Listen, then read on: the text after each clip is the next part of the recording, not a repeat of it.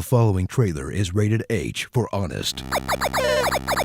From the people who brought you Evil Houses, Streets That Fight, and Crying Devils comes a series about Japanese Jurassic Park that newcomers will deal with the only way they know how, comparing it to Dark Souls. Monster Hunter World.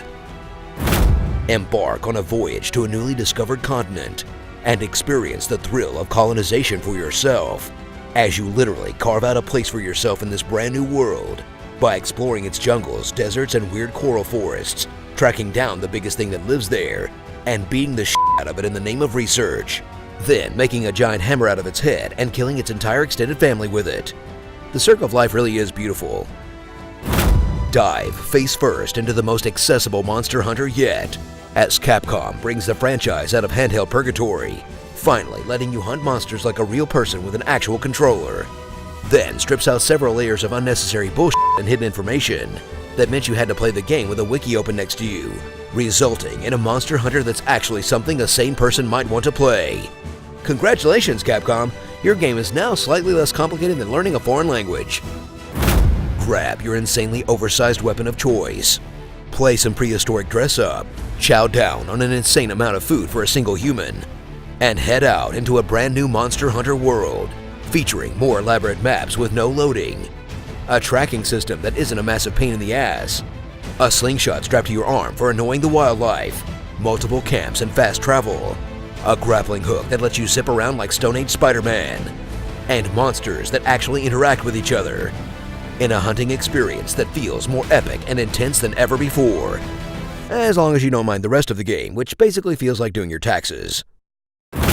Experience the 100-hour loot treadmill that is still at the core of Monster Hunter, where you'll gather materials to make potions and tools, so you can fight the same monster over and over again, and never get that one part you need to finish your dragon flesh dress. Then grab some pals and hop online to hunt together, experience the shame of carting in front of them, and then still don't get the parts you need, in a gameplay experience that would be really tedious if the combat weren't so awesome. I am a monster hunting god! So sharpen that knife every few minutes and roast that meat for an entry that finally brings monster hunting to the mainstream. Because aside from the fact that the game's pretty fun, how can you say no to a game where you get to make a badass cat friend? I shall call you Mittens, and together we shall drink the blood of our enemies. Oh, you're so cute.